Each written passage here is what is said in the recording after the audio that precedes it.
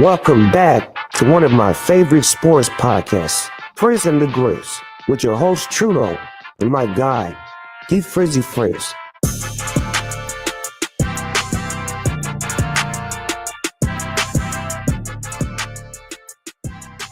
Hello and welcome back to Frizz and the Grizz. It's your boy Trudeau. Thank you for joining us live.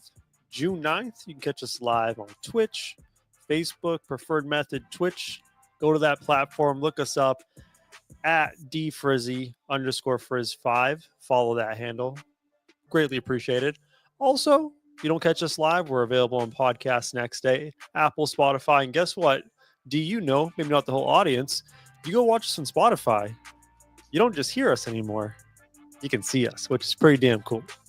Yeah, what up, everybody? Happy Monday. Happy Monday. It's busy, so we're gonna get right to it. Did you watch it? Because I completely forgot all about that until you just mentioned it. I quality checked it and made sure it looks good, and I like it. It's a cool Okay, little touch. nice. So, I mean, that's a dope feature, honestly. Where those that don't follow us on Twitch, I know it's my handle directly, and some people kind of stay away from social media. I can't be mad at them for doing that. If they're like, "Oh, I'm not on Facebook." Most people have Apple or Spotify on their phone. Like that's like their main streaming source for music. So now that you have the ability to tune in, not just listening to us, you can watch us. It's not live though. It's the recorded like after, correct? Yes, they see our faces, Okay. but what you're seeing now is what the people see on Spotify. It's great. So you can watch us back like it's, the next day episode of Sports Center, and you can get your information there if you want. And I definitely recommend at least checking out some of the video because it's different. It's a different feel than just hearing our voices in your head. Because especially D, he gets very animated, and some of the shit he does and faces he makes when he gets really angry. Typically, it's about the Cowboys, about Notre Dame. Shador Sanders, Yeah. most recently. Yeah. There's some other ones that are hot button issues for D, but I definitely recommend the video because it's a good time. The visuals is what makes this show the best, because we could just go on every week and just like talk to talk, but like when we actually are face to face and there's a little bit more animation behind it and a little bit more enthusiasm, it makes it feel like this is what it's worth.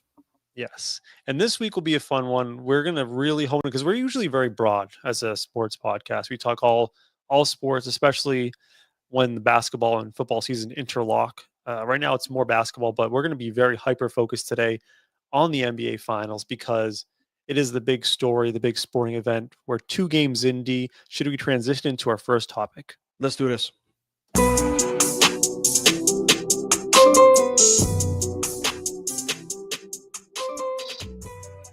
All right. So last time we met, we kind of broke down how we saw the series going. Neither of us picked the Pacers to win the series, but we discussed ways in which the Pacers could push the Thunder and make this an interesting series. After 2 games, let me ask you 2 questions and just slow down and marinate on this and pick each one at a time. Number 1, are you surprised at how this series has gone so far? And number 2, are you enjoying this series thus far as well? Number 1 is no, I'm not surprised the least. Number 2, I am, because not the broadcasting of the series of the season of the series.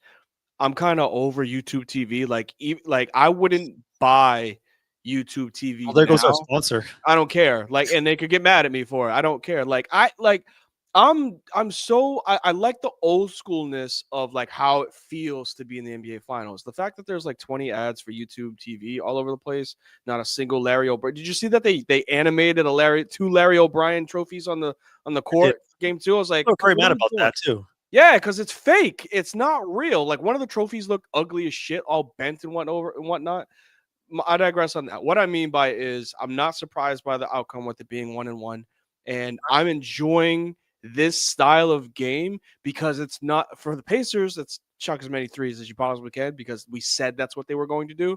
But for OKC, you are seeing a transition of where the league, I'm hoping, goes. Find people in the post, dribble, drive for mid-range potential dunk. Maybe it's a kick out 3, but OKC's offense is predicated underneath the arc. And to me, I like that because I'm seeing people like Jalen Williams post you up and fade for a mid-range. Shea get you into his spot, like what we used to see with Paul Pierce, right elbow, cash. And like that basketball to me is more, it's easier because I'm like, all right, cool, that's a shot that like he should make, not the sixth string bench player that I know is just chucking threes because like analytics tells him to. That's not basketball. Yeah, the thing with OKC is it's not like they're incapable of taking threes. They have pretty good 3-point shooters throughout the roster. I think maybe Hartenstein's the one who's not a non-shooter, but they prefer to take the most efficient shots, right? Layups and free throws and dunks, of course. I am surprised. I'm not surprised. I was surprised after game one, just because of the upset. But you said like last time we met, if they're going to steal a game, it has to be game one, which they did. But in general, it kind of has gone the way we thought as far as OKC is the better team on paper. They've been the better team all year. And outside of some weird things in game one and an absolute ridiculous buzzer beater by Halliburton, this thing has been super lopsided. There was one lead change in game one, and it was the last shot. Yep. Game two, it was close for the first quarter. Half. Not even the first half, because yeah, you're right.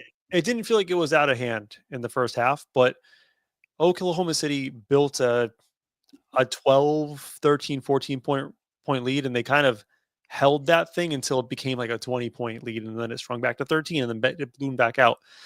But for the most part, like this thing has been in the control of the Thunder. And if you're Indy, I would ask you the question, and I think they're happy, but I think they're not happy. I think they should be happy because they did their job. They stole a game, which was what you needed to do as the underdog.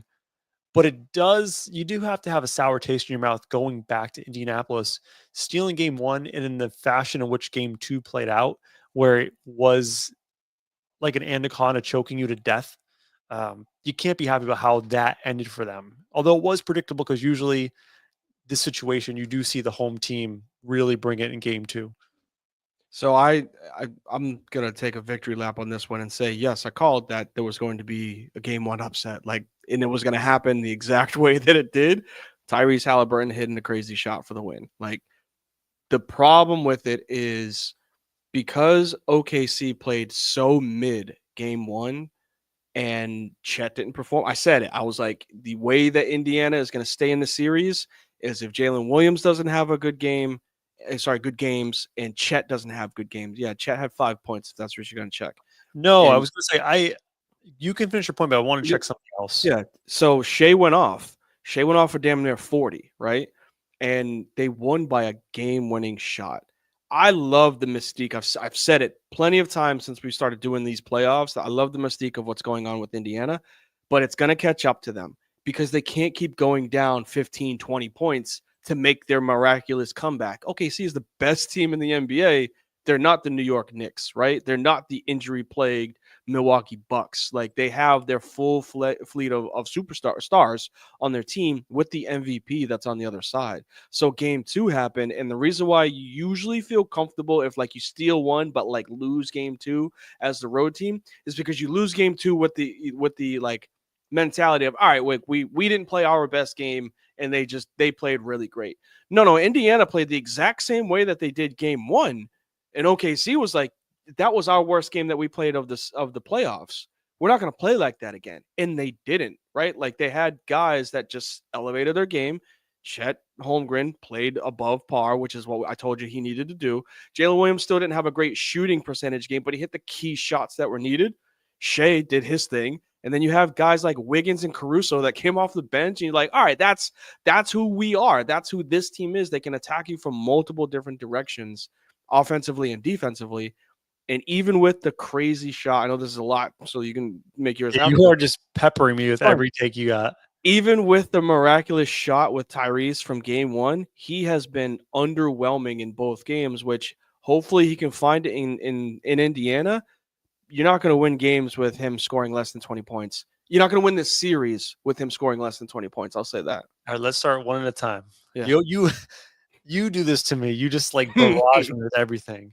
On the Chet thing, game one, I do think, yeah, I agree. He was timid. He was very mid. He wasn't even mid. He was bad in game one. Very bad. He had 5 points. But I was this 24 minutes. So the minutes were down. I was a little. Let's multiply that by 2. He gets 10 points. Like, what do you mean? Yeah, I know. But I was perplexed with Oklahoma City's approach in game one. They have played the double big lineup almost the entirety of the playoffs. That has been their go-to starting lineup with Chet Holmgren and Isaiah Hartenstein. They played, I think, a combined like 3 minutes together, or if that, in game one. Hartenstein had 17 minutes in game one. They did expand that a little bit in game two. I got to check the minutes. I think Holmgren was closer to 30, and I think Isaiah was somewhere around 22. So like both of them had an increased role. And there was a bout, I believe, at the end of the first quarter where they played together for about 5 or 6 minutes consecutively. I thought that was a really good look for Oklahoma City. They absolutely dominated the boards in those minutes, and they made it extremely difficult for the Pacers to get anywhere inside. I remember a specific play watching the replay of Hartenstein gets switched off, I think, into Obi Toppin, and Obi's like, "Oh, I'm taking him to the basket." Goes to the basket, goes for a layup, and then big old Chet's right there, swatted away. So I really like those minutes. I can see why they want to move away from that because, again, Indiana's best offense has been getting in transition, even if it's not a turnover or Just fast paced.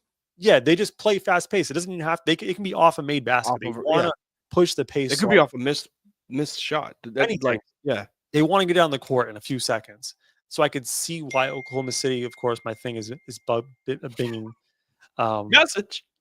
I can see why they want to size down, but I do think utilizing as much size as they can helps Oklahoma City. For me, the only player who's actually been fantastic in this final so far is SGA. He was the only one who showed up in game one. I think he had 34 points, 38 points, 32. tad under 50% from the field in that game. And then last night, just a masterclass in game two. And what I think has been very impressive with Shea's performances in both games is, again, we talked about him being tagged a foul merchant throughout the playoffs. And a lot of the shots that he's making in these finals are very difficult, smooth. It's hard to describe how he is playing right now, but he's just so silky smooth, getting to any spot he wants in the paint and making it look so easy. I want to say one thing to you is, looking at the Pacers, I think the big difference here is that for the Thunder, they have at least one guy in SGA who is that dude, silky smooth, who can, when you need a bucket, he will get you a shot. The only guy on Indiana that can actually do it at this moment, and it's not great, is maybe Pascal Siakam, and it's not a pretty style. He's taking blows and shots in the basket. Maybe Nembhard. I would not put Halliburton anywhere near that conversation of getting his own basket in the series. Not right now. And yeah, so the main difference in this is SGA is the MVP of the league, and he's showing it, right? I don't care what anybody says about free throws or shooting percentages. That shit gets thrown out the window when it comes to the finals. It's just win by any means, right? I don't care if you go 8 for 30 and you end up with 30 points because you got 22 free throws. He's the one that's shooting the ball, and I'm living or dying with him being the one. Indiana doesn't have that. It's very ugly when Tyrese tries to do it. They have an incredible record. It's 20-2 when he scores over 20 points. But then they're 23 and 20, I think, when he scores less than it. So that's 50 games of him not reaching 20 points. That's a large sample size of him proving that he's not the guy that's going to go out there and get you 30, 35. Where that's needed in the NBA finals. You got to play above your par. You can't always just play to your averages, which look at the box scores. I said it. I was like, what are you going to get from Pascal? You get 18, 10 rebounds. And that's what he's basically doing right now. But you need more than that because this is the best team in the NBA the past back-to-back years, regular season-wise. And now you got the MVP there's not a single player on the other side, Indiana, that can limit him. Slow him down. He's playing at his pace. He's getting his shots the way he wants to. He's getting to the rim when he wants to. He'll occasionally take a three because he sees that people back off of him. But he's doing what he wants to at his pace. And because Indiana doesn't have an answer for it, it could get ugly. Right now, game two proved a lot more for what OKC can be than what Indiana can be. Yeah. I know you alluded to earlier in the conversation about how Indiana's attacking this series against Oklahoma City. And I think they agreed with my premise of we are the big underdogs here. Let's try to play the math game. Let's take more threes. Game one, they took 39 threes. Game two, they took 40. Mm-hmm. Going back to their previous series against the Knicks, they averaged 31 threes a game. I have to check their season averages, but that number from last series is up 30 to 40% as far as volume. Yep. The big difference here in the series is like they're taking this approach, high variance, live by the three, die by the three. Their threes in game one, they were 46% in game one. In game two from three, just get the exact number for you, so I'm not 35. flexing. What'd you say? 35% from 35%, right? I'm not saying that their percentages are going down just because they're missing threes. I think the big difference in watching game two, and again, I've taken a very thorough approach to these finals, D. I've gone back and watched the games after knowing the results to like really dive into how this happened. The level of intensity in their defense between game one and game two from the Thunder is night and day. They were putting bodies on Pacers players the second they crossed half court. They flew around the entirety of game two, and they are towing this line, the Thunder, of playing as aggressive as you can without fouling. Yep. And it's making it very difficult for the Pacers. I would say this too, and I know this is probably the big talk on the sports shows and ESPNs and whatnot. Tyrese Halliburton, you mentioned it, game one, was actually mid at best, right? But we're going to remember that bucket to seal the game at the end of the game.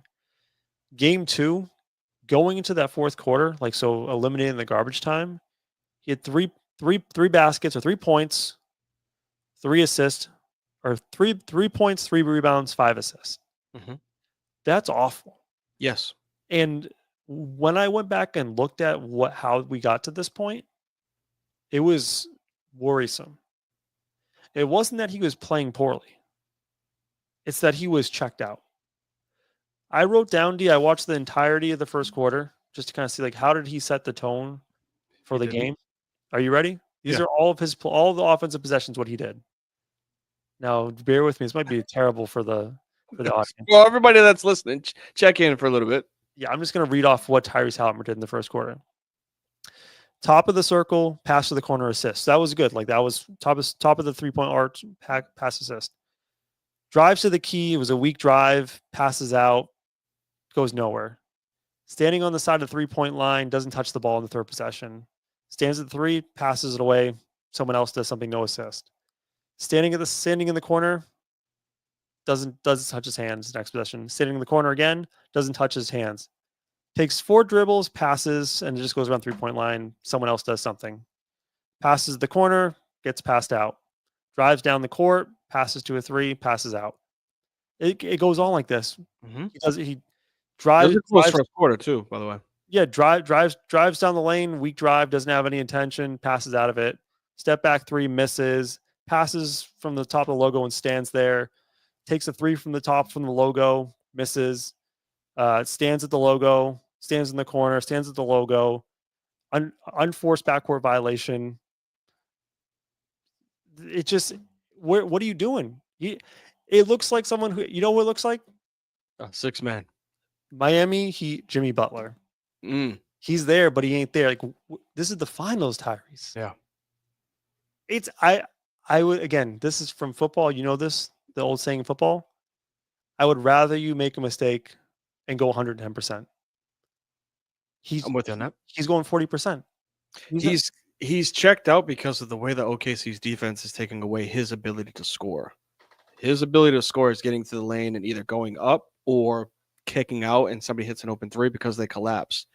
But he's not driving aggressively enough to collapse. They're not allowing him to drive aggressively enough. Lou Dort is putting hands on him. When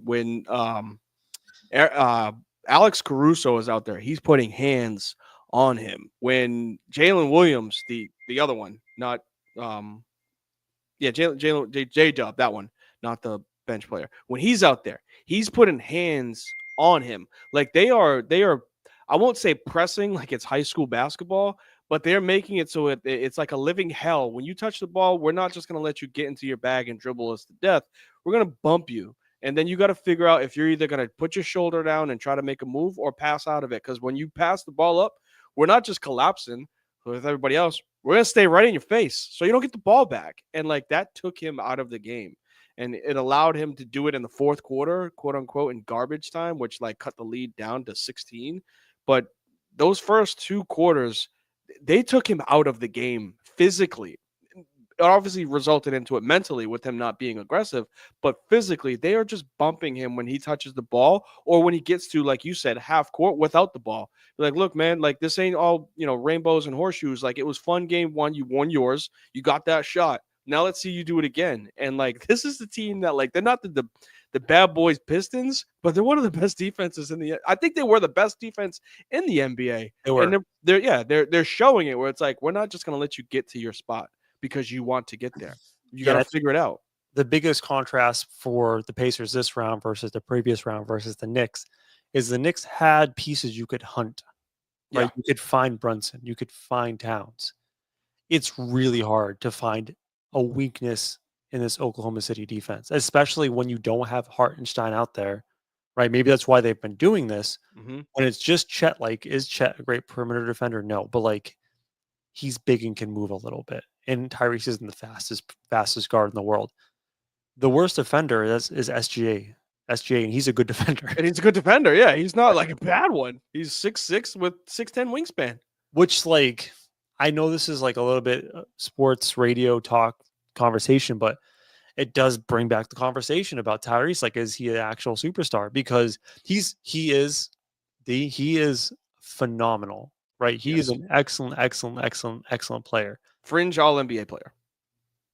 But if he can't win these one-on-one battles to create difficulties around him, this thing's over, right? Because like they need someone to do something, right? Draw a double, collapse a defense. They need something. And like no one is providing that at the moment. He needs to be able to find a way to just get an in-rhythm shot. OKC's not going to allow that to happen. Like they're going to, as soon as his foot touches the mid-court logo, somebody's in his face. Like, figure it the fuck out.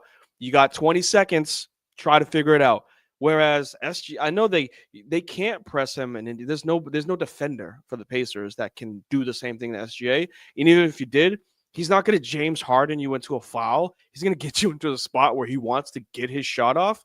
Now, if he pump fakes, you're going to jump because he's an excellent mid-range shooter. Boom, foul. I'm at the free throw line or making the bucket. You think that I'm going to pump fake because he's got he's a Kentucky kid. Everybody that came from Kentucky as a guard can dribble the ball, and he's just happens to be the tallest out of all of them. So he can put you in the spot where he needs to and get to the lane or step back if he has to. He has so many weapons to his leisure on the offensive side, whereas Halliburton is a little bit more limited. He's got a cool three when it's going. It's ugly as shit, but like when it's going, it looks great. When it's not, you know that he can only get to the rim. He's not pulling up and shooting a mid-range. That's just not his type of game.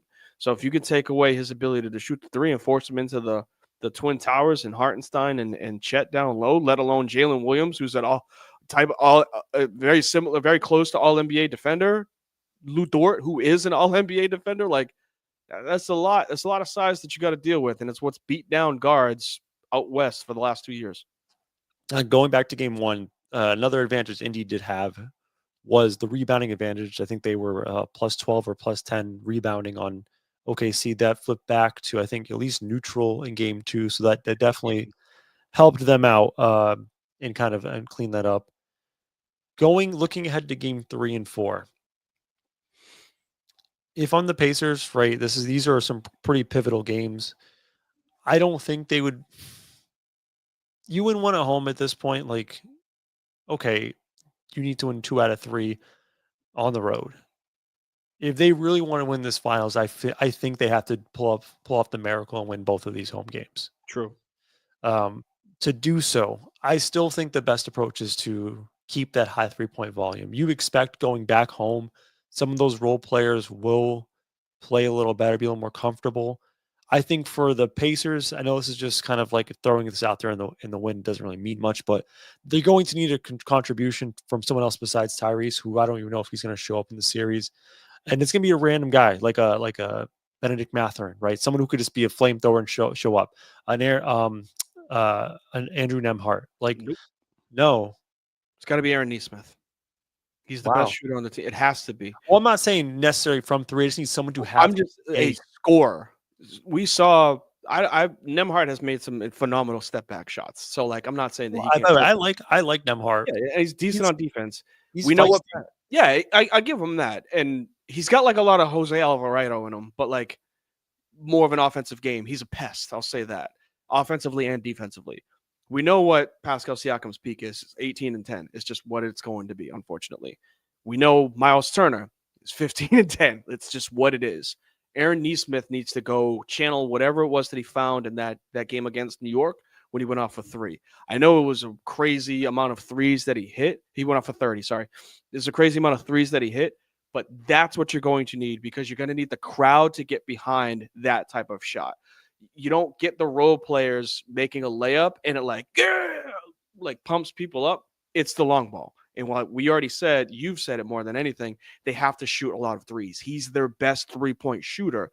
So if Indiana is going to make this a series and make this 2-2, maybe even 3-1, I don't see 3-1. I see the best case scenario is 2-2 going back to Oklahoma City. It's got to be Aaron Nesmith becoming a flamethrower in the next 2 games.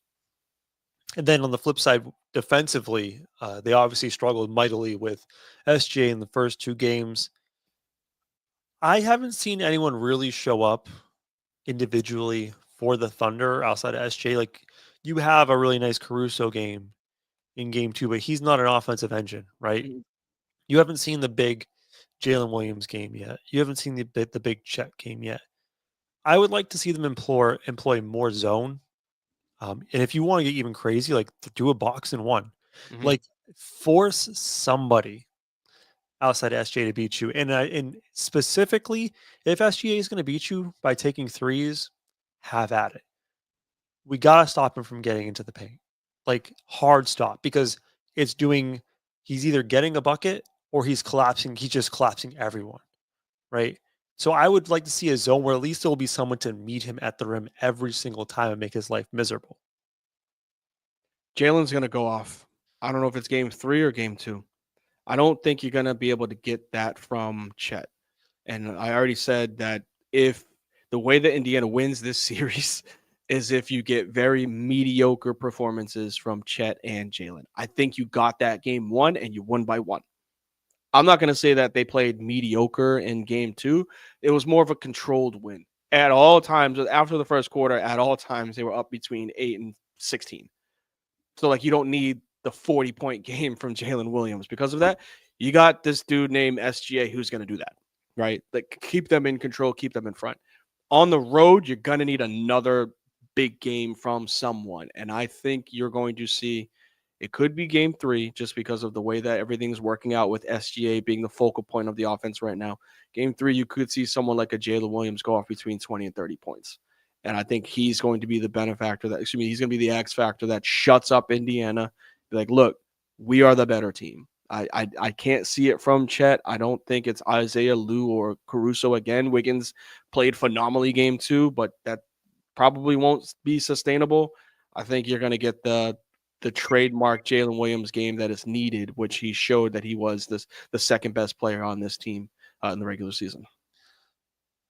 And then my final point, as far as Indiana is concerned, they have to be zombies. And what I mean by that is this is a team that is able to hang around and hang around and hang around. And I don't know what it is, D, but like there's an aura about them, right? All of these insane comebacks this postseason, the Bucks against the Cavs, against the Knicks, and now against OKC.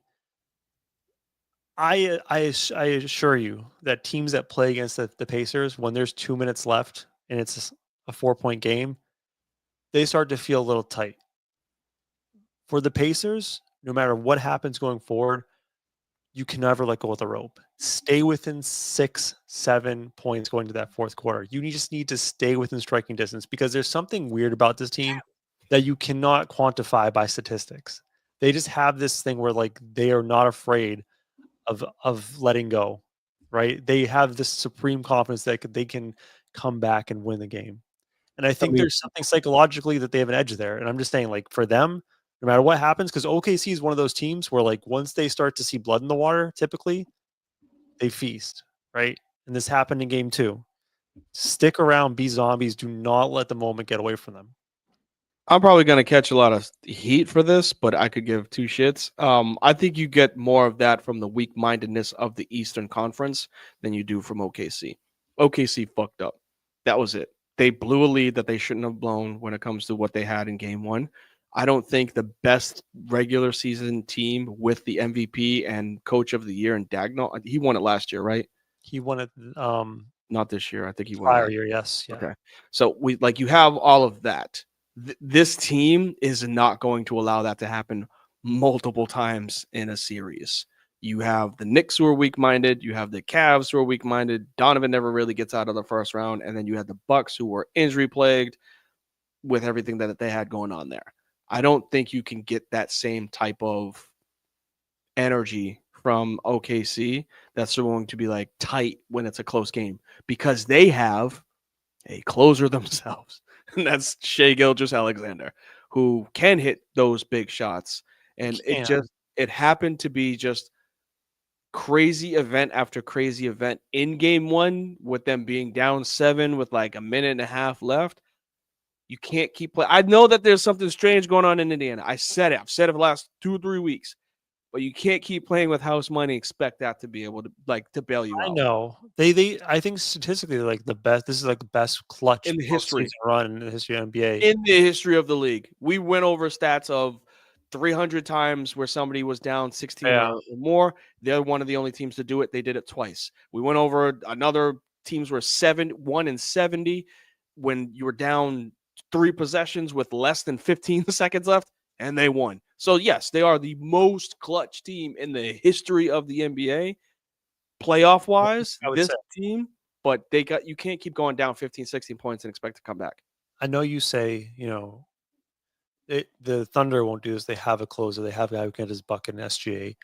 My only counter is this team has been so dominant all year, and they've won by large margins, that they have not had a ton of games where they had to play in clutch time. And when they gone down the stretch against the Denver Nuggets, they had problems. So I'm just saying, why? Do you know why? They have Nikola Jokic, but when Jokic is not walking out the locker room for Indiana, this team is a team that either like blows you up by 30 or they struggle in close games, and that kind of favors the Pacers. Fair.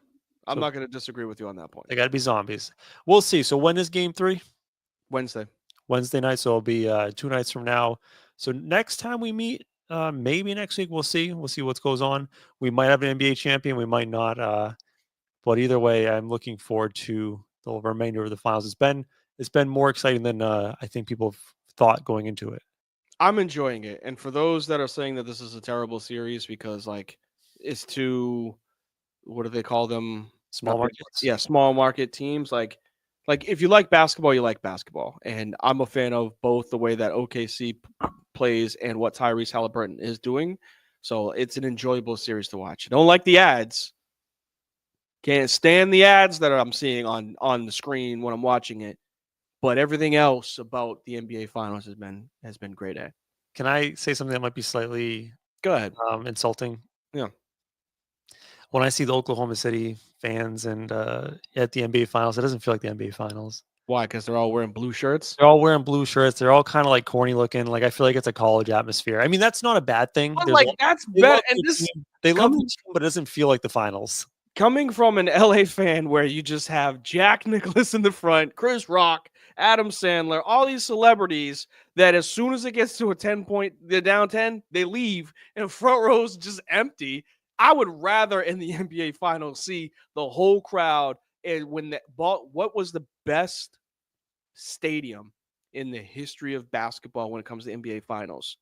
Oracle Arena. I don't care what anybody says. When Golden State was on, yes. You have to give a shout out to the Boston Celtics. It has a very good atmosphere. Celtics do it right. They're more professional, as weird as to say.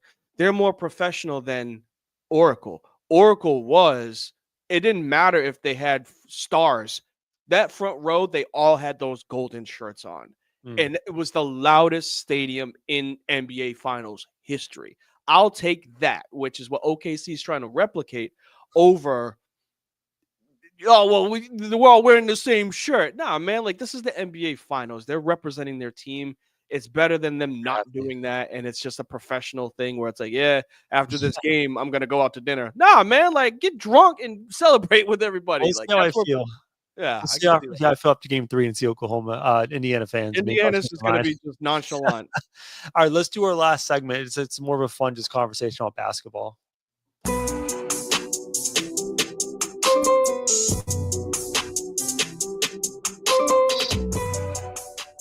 You occasionally, you'll go on the internet and see these $15 to build XYZ teams. I ran into one today I thought was kind of interesting. So I Yep. kind of wanted to bring it to your attention, D. And if you're in the audience watching on Twitch, YouTube, or Facebook, please chime in with your comments.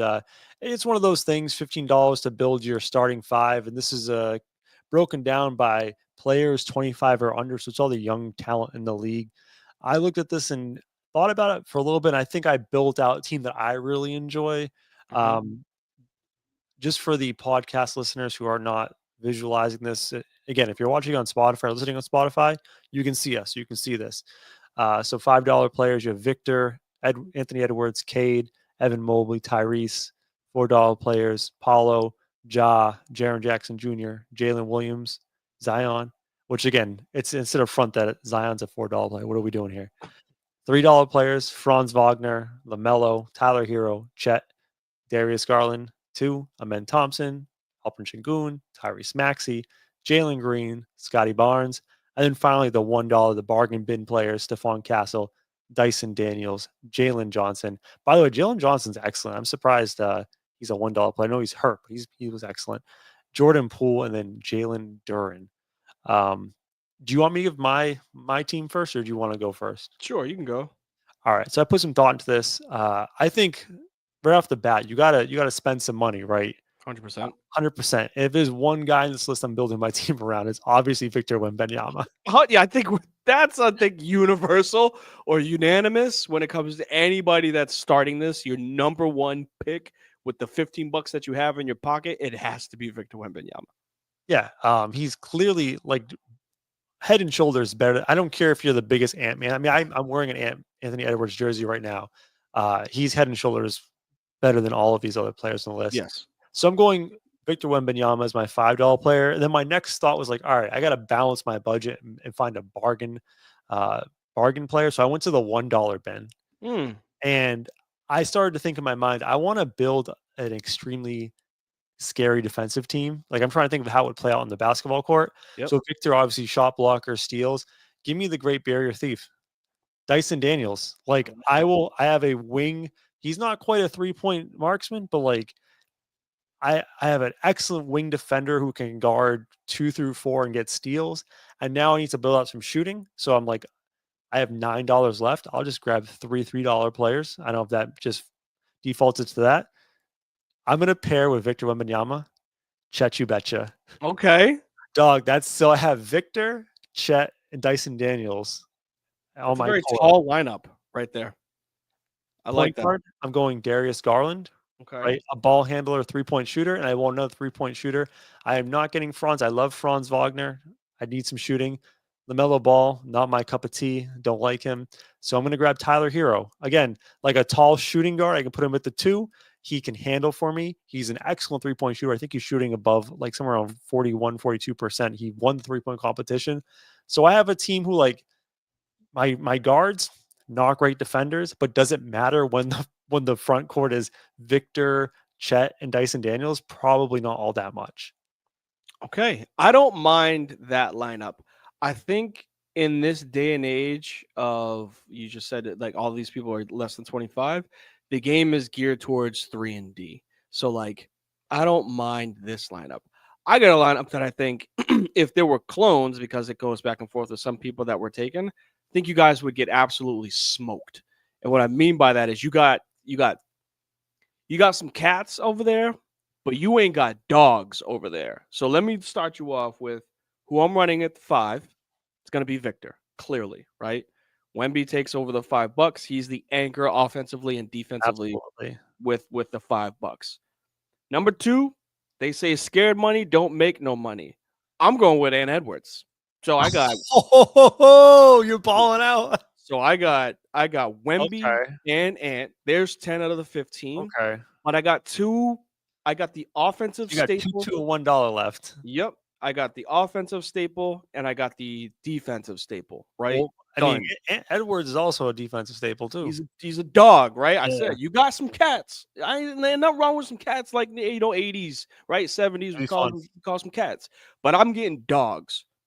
My $2. You missed out on one of the craziest defenders that's out there.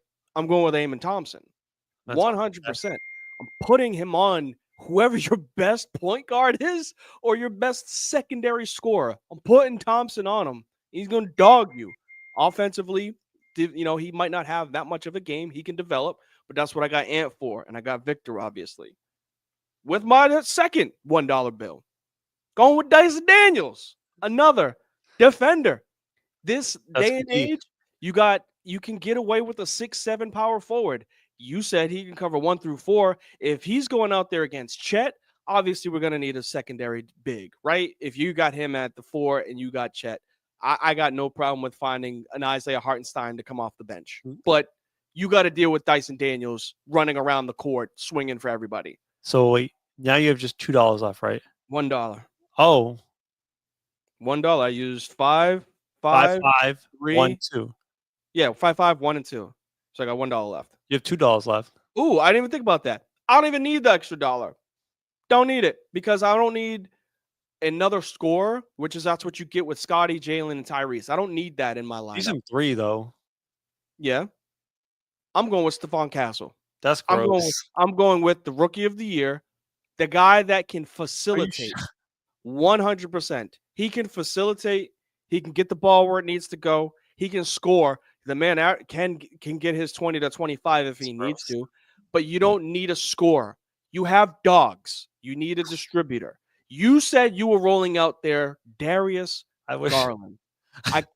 Of all people that you could pick, I wish we had that sound clip of like, I need dogs, not cats. I'm not saying your lineup is bad. It's your lineup. It's a good lineup. You cannot roll out there Tyler Hero and Darius Garland. Like if one's off, you're fucked because they can't play defense. Darius Garland's not a defender. I don't need defenders. I don't need defense. At some point, your guards are going to need to play defense. Look at what's happening to Indiana right now. Like, it's just got to happen. You're going to find who's the weak link, and there happens to be 3 chain links that need to be fixed. Yeah, my bad. There's 3 chain links that need to be fixed.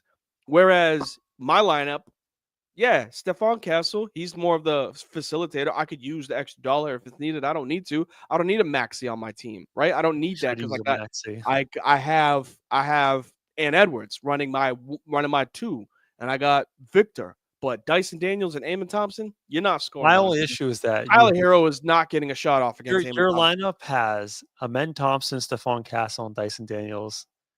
None of them are shooters. My team is just. I got the best shooter in the NBA this year. Give him space. We're just packing the paint on you. I got the best shooter in the NBA this year. Ant Edwards. Most 3-pointers, highest percentage.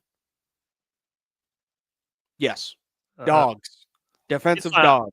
Let's put this one on Facebook and let's see who's got the better lineup. How about that? Are you sure you don't use that extra $1? Maybe I'll use that extra $1 because I didn't realize that I had it. Yeah. Might pick up Alfred Şengün if that's the case, and just put Ant Edwards at the 1. Oh God, what is Jordan Poole doing on this list? So the 2 names that surprised me the most was Tyler Hero and Jordan Poole. I was like, ugh. That's ugly. I mean, you could be in the league. True. He's been to the finals a couple times. And he just won the 3-point. No, did he win the 3-point competition? He might have. I don't know. Yeah, I didn't really watch the All-Star weekend. I had a note on that, but we don't need to go over it. It's just weird because they've both been in the league for so long, but they're still under 25 because they were I think they left as freshmen.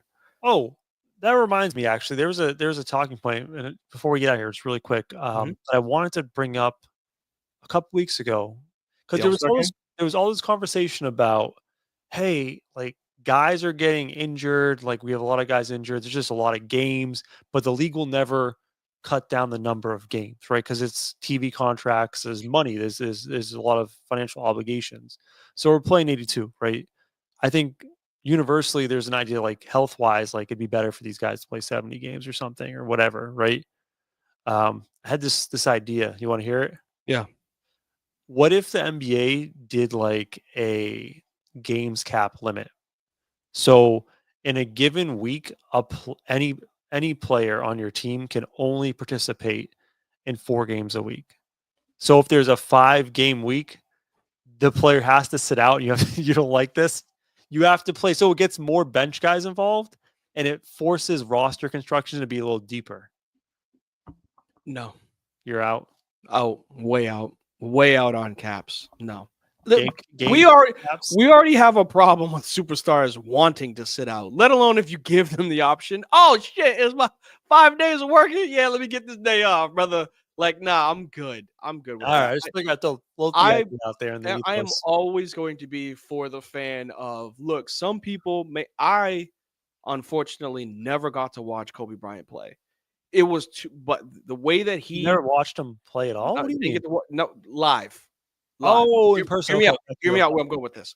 Now, I never got to watch him live. When he was at his peak, I wasn't making money like that. You know what I'm saying? Like, yeah. I was a kid. When he got a little bit older, I still wasn't really able to afford, because it was either 1 game in Boston per year. It's the Lakers, so it's jacked up. Exactly. Yeah. A specific date that they play on Christmas. Sorry, brother. I love Kobe, RIP, but I'm not going to be able to afford or go to a Christmas Celtics Lakers game. You know what I'm saying? Right. So those fans that they may only have the bread to go to 1 fucking game, and it's the cheapest game in town because the Golden State Warriors are playing the Charlotte Hornets, and it's $70 per ticket, and they can finally get to one. And then Steph Curry sits out because it's his PTO day. That pissed me off. You know what I'm saying? Like, I'd be like, "What the fuck, dog?" Well, you have to submit the days off prior. So as long as the supervisor approves the PTO that these NBA the PTO in. yeah, and they letting me know weeks in advance of the ticket that I purchased before they jack up the prices on StubHub. Hey, it was just an idea. It's not a bad one. I'm not going to shoot it down, but like, I think it's a terrible one at the end of the day. You're like, it's not a bad one. I'm not going to shoot down, but just fuck that idea. More or less. Good all stuff. Right. Good show. This was a quick one because I know we all have obligations outside of the show. So hey, if you're watching live, keep on the stream for D Twitch at D Frizzy Frizz _5. He's doing I think a 2K stream after this, right? Yes, sir. All right, so check that out. But before we get out of here, let's hit up some closing takes, parting thoughts. The show is coming to an end. But first, it's time to get to anything we've missed. It's closing time. 1 segment, 2 takes. Now go. All right, D. Closing takes. Last chance for you and me to get off some last thoughts. It doesn't have to be related to anything we've talked about today. It doesn't have to be sports. It's just kind of our time to shine. Talk about whatever we want. I just want to make a quick shout out. I'll just go. Why do I do you every time? I will go first. I just want to give a shout out to Coco Gauff because I feel like if the Serena and Venus Williams sisters never existed, Coco Gauff would be a bigger story. She's 21 years old, just won her 2nd major at the French Open this past weekend. 21. I remember seeing this young lady started playing professional tennis at the U.S. Open at the age of 16 years old. Not only playing, but winning rounds, Coco Gauff. And I want you to think back to where you were at 21. I was in a college dorm, probably blackout on a couch, and this young woman is winning Grand Slam majors. It's incredible. And I think that if there was no Serena Williams, this woman would be getting so much more attention, so much more respect. So I think she deserves her roses for doing these incredible things at such a young age. And I am extremely excited to see where her career goes.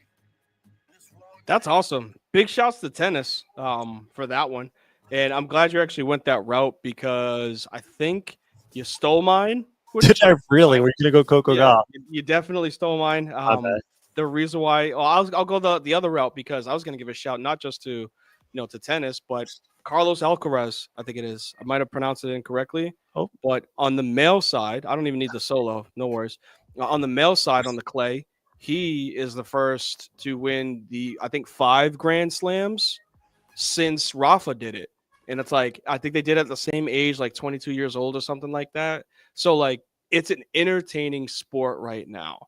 The fact that like you have young stars that are taking over in regards to as the older guys and gals start to retire. The Williams sisters obviously are pretty much out of the game. We know Rafa's done. Federer has been gone for a while. There's a few other people that are trying to do their thing. What's that?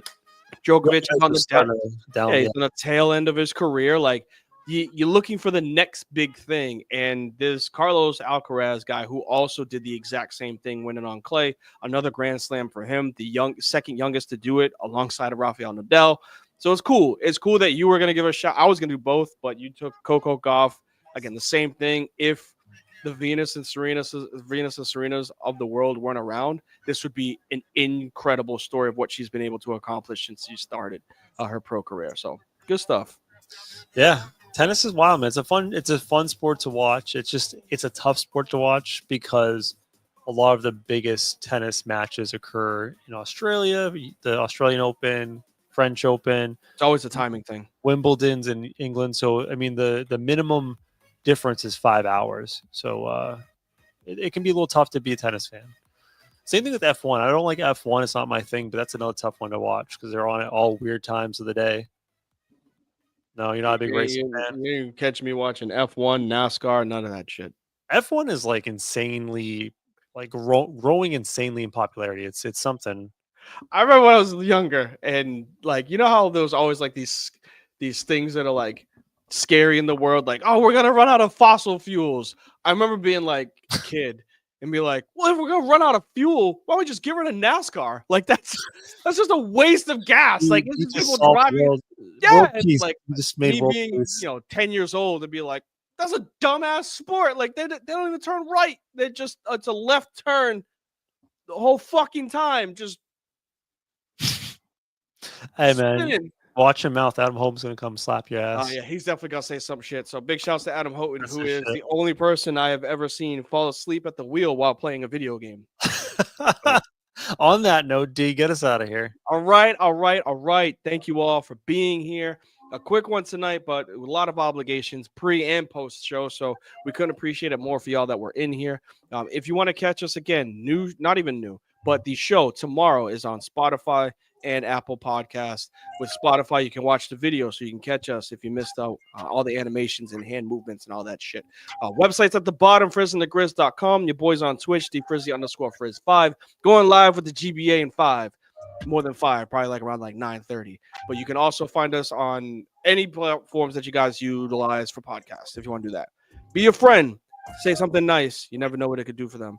Please make sure, because it's summertime around here, y'all. I might not be here next week, but I'm going to do my best. I'm going to be on vacation. I love y'all, but we'll see if I bring the equipment or not. Make sure y'all go ahead. If not, can I do a little special recording for the peeps? Go do your thing. I might even jump in as a surprise guest. Why not? Well, please make sure y'all take care of y'all mentals. Make sure y'all take care of y'all physicals. Take care of y'all chicken. Take care of y'all children, and we'll catch y'all on the rebound. Peace.